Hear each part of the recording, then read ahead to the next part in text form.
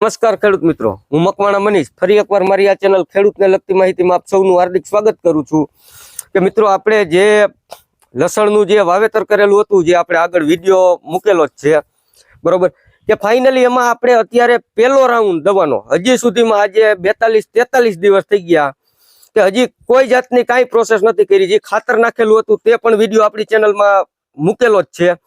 અને આજે માનો કે તારીખ આપણે 8/11 નું વાવેતર છે અને આજે 21/12 છે બરોબર. તો દિવસો પણ તમે જોઈ શકો છો કે જે તમને તારીખ પણ આપી કે માનો કે આપણે આજે 42-43 દિવસનું ફાઇનલી એક્ઝેક્ટ લસણ થયું છે કે હજી સુધીમાં કાંઈ કર્યું નથી. પહેલો રાઉન્ડ દવાનો જ આપણે મારવા આવ્યા છીએ બરોબર. અને દવાની પણ મિત્રો વાત કરી કે જે હમણાં આપણે ગયા વિડીયોમાં જે તમને જણાવ્યું હતું કે ડુંગળીમાં જે આપણે દવા છાંટી હતી કે પહેલા નંબરમાં તો જે આપણે પ્રોફેનોફોસ છે બરોબર, તે કે જે આપણે એગ્રો માંથી લઈ આવી તે 35 મિલી લખેલું છે કે એની જગ્યાએ આપણે આ 30 ml લીધું છે બરોબર. અને બીજા નંબરમાં જે આપણે કોન્ફિડર ની વાત કરીએ કે તે લોકો આપણે 10 ml નું પ્રમાણ કહે છે, આપણે 5 ml જ લીધું છે. અને જે લેમડા કે ખાસ કરીને ખેડૂત મિત્રો કે લેમડા અને પ્રોફેનો મિક્સ કરવાનું મિત્રો એક જ કારણ છે કે જે આપણે એગ્રો વાળા પણ આપણે કહીને એ પણ આપણે ના કહે કે ભાઈ કા તમે નકરું લેમડા મારો કે કા નકરું પ્રોફેનો મારો કે બરોબર, કે કેવી રીતે આનું કોમ્બિનેશન કરવું, કઈ રીતે આપણે દવા છાંટવી, કે બધું આ થોડો આપણે જાજા વર્ષથી અનુભવ છે કે અત્યારે લસણમાં થીપનો એટેક જ એવડો છે કે હજી પહેલો રાઉન્ડ જ છે. તમને લસણમાં લઈ જઈને પણ હમણાં બતાવું બરોબર કે જે આપણે આ લીમડા લીધું છે કે માનો કે આ 3 દવા થઈ. હવે ચોથા નંબરમાં મિત્રો કે જે આપણે આગળ વિડીયોમાં જણાવેલું જ છે બધું કે જે આપણે આ હ્યુમિક એસિડ આપણે જે કહીએ બરોબર, કે જે આ હ્યુમિક એસિડ લીધું છે અને તે પણ વોટર સોલ્યુબલ. આપ જોઈ શકો છો હ્યુમિક એસિડ 98% વોટર સોલ્યુબલ બરોબર. કે હવે ચાલો આપણે ખેતરમાં જઈને પણ તમને બતાવું કે આપણે દવા છાંટવાનું ચાલુ જ છે બરોબર.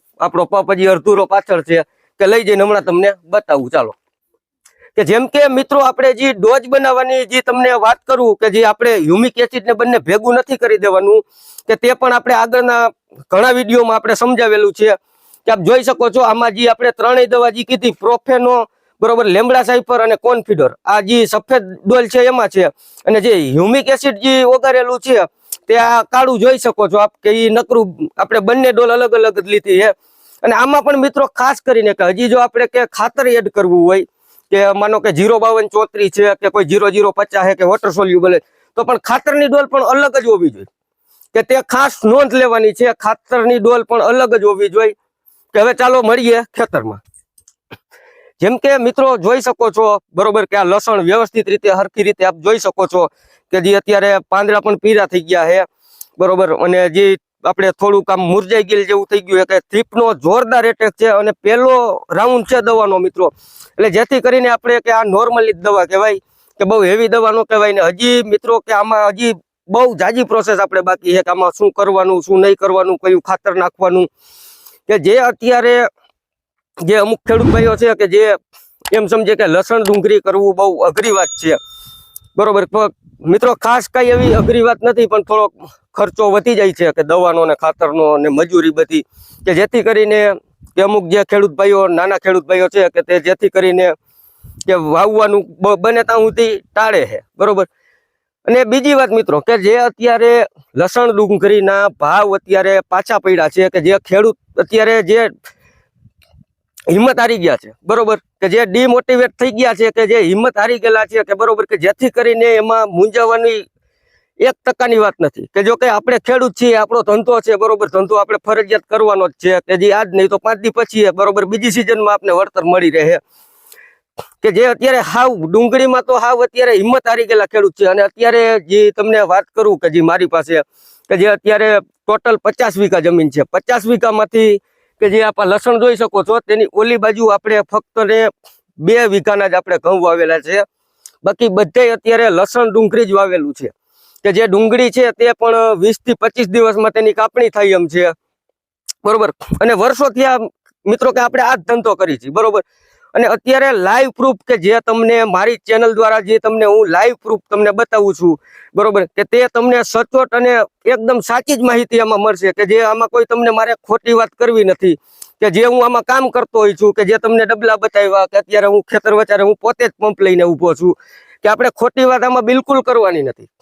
કે જે તમે દુકાને જાઓ, માનો કે એગ્રો વાળા પાસે જાઓ, કે તમે આ લઈ જાઓ, આ લઈ જાઓ, આ લઈ જાઓ, બરોબર, કે આપણે એવા કોઈ જાતના એવા ફંદા જ આપણે નથી કે જે આપણે કે રેગ્યુલર, કે જે આપણે આમાં જે અનુભવ કરી છે કે એ જ તમને આમાં જણાવવાની વાત છે.